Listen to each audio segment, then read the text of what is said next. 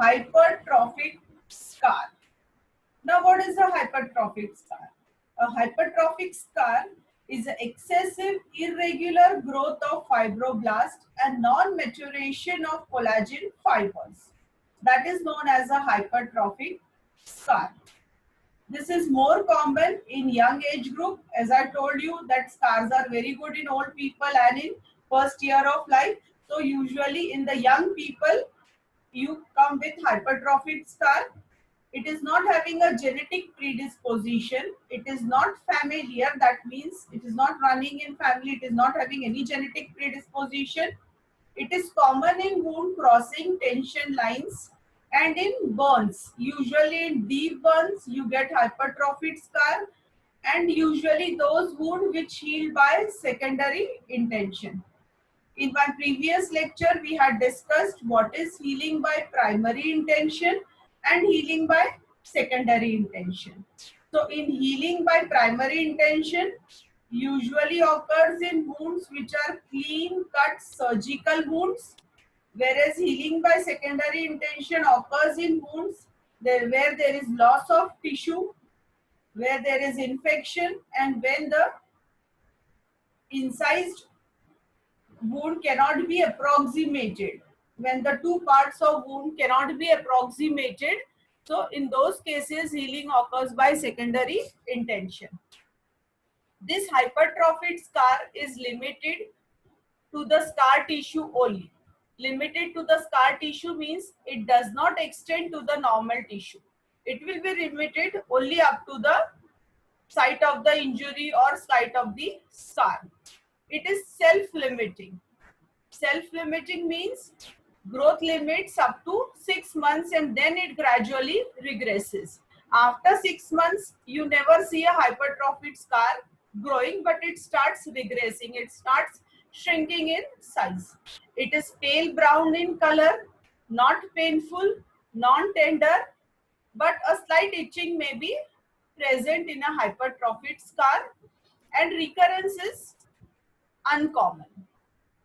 Then treatment. How will you treat a hypertrophic scar? Usually in hypertrophic scar, compression treatment is done. Compression treatment means you ask the patient to wear lycra pressure garments. Okay, the tight skin garments which are coming.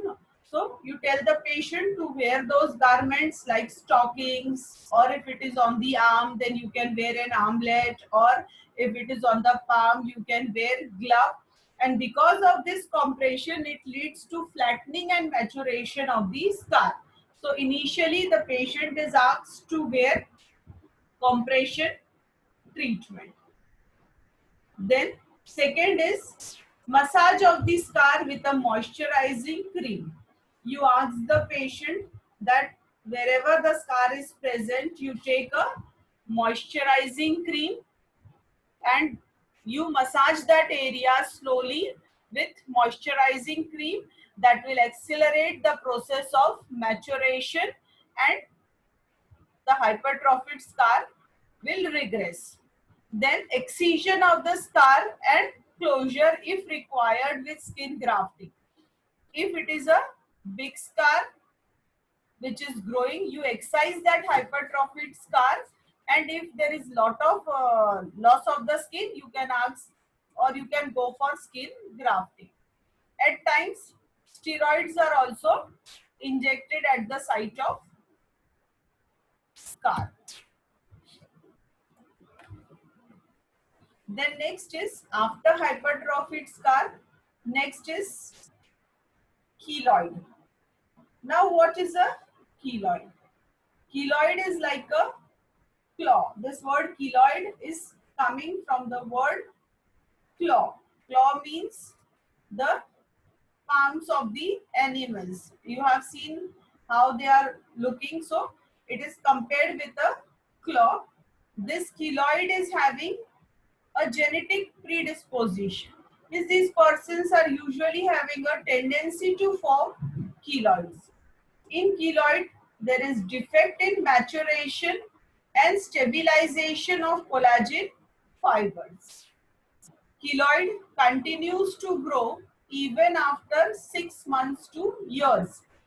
We have seen in hypertrophied scar that it never grows after 6 months, but this keloid will continue to grow even after 6 months to years. It extends to the normal adjacent skin. Hypertrophied scar, it is limited only to the area of injury, but this keloid, it extends to the normal adjacent skin. It is brownish, black in color, painful and tender. Hypertrophied scar was not painful, but this is painful. Then it is common over the sternum. Here you can see a picture in which I have shown you that this is a keloid which is present on the sternum. It looks like a butterfly, like the wings of butterfly, and that's why it is called as butterfly keloid also. At times butterfly keloid is also asked. Then other sites are ear lobule. Whenever you're wearing earrings or all, for that you go for ear pricking. So that injury can also lead to a development of keloid. So it is common in cases of ear pricks, nose pricks or upper arm, that is the site of injections. So after vaccination also there can be a history of keloid. It is more common in black people. Both hypertrophied scar as well as keloid, they are common in black people. Keloid as compared to males is more common in females.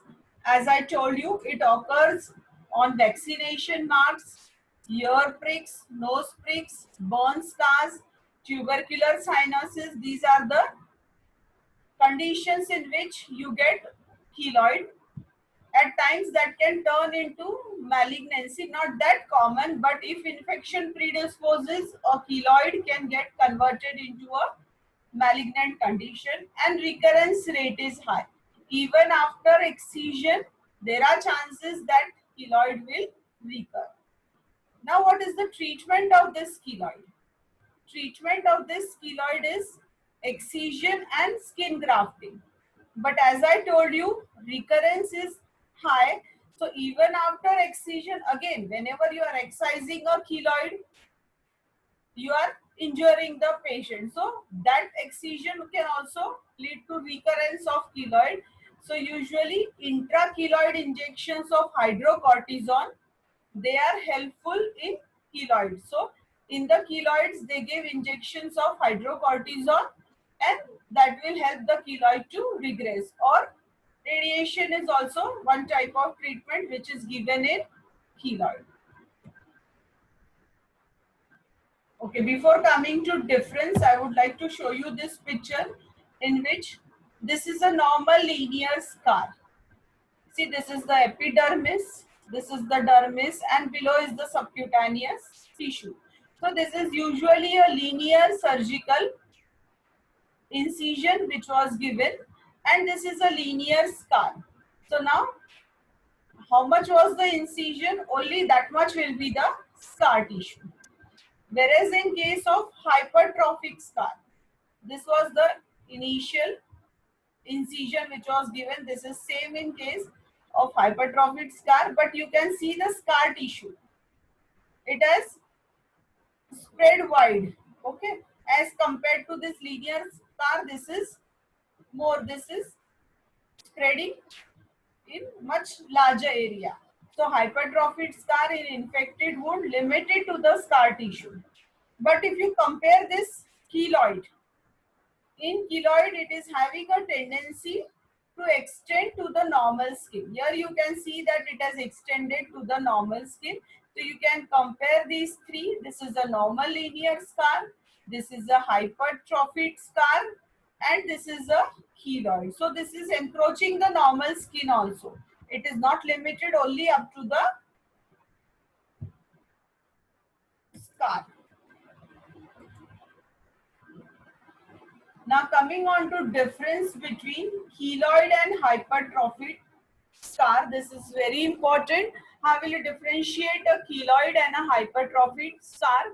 So I have shown some points of differentiation here.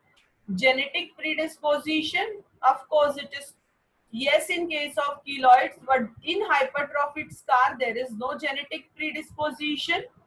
Then site of occurrence, it is more common on the upper arm, chest wall, lower neck, here. It can occur anywhere on the body, as I told you, but more common in flexor surfaces. If you compare the growth, it grows even after 6 months. So there is no time limit. It continues to grow without time limit. Whereas hypertrophic scar, its growth is limited for 6 months. After 6 months, hypertrophic scar will not grow. Treatment point of view, in keloid you get a poor response because of chances of recurrence, whereas in case of hypertrophic scar, there is good response to treatment. Recurrence is very common in case of keloids, whereas it is uncommon in case of hypertrophic scar. Collagen synthesis is 20 times more than normal skin, whereas it is 6 times more than normal skin in case of hypertrophic scar. Relation of size of injury and lesion. Keloid has no relation because it is extending to the normal tissue also, but here it is related to the size of injury and duration of healing. Age group which is more affected by keloid is adolescent and middle age group, whereas hypertrophic scar more common in case of children. Keloid, as I told you, having more preference for female patients. They are having more chances of forming keloid, whereas hypertrophic scar is equal in both sexes. As compared to race, it is more common in blacks. Hypertrophic scar is also more common in blacks, but not that much more common in black people. But if you compare it with keloid, keloid is having a tendency in cases of blacks. So this is all about scar, then hypertrophic scar and keloid.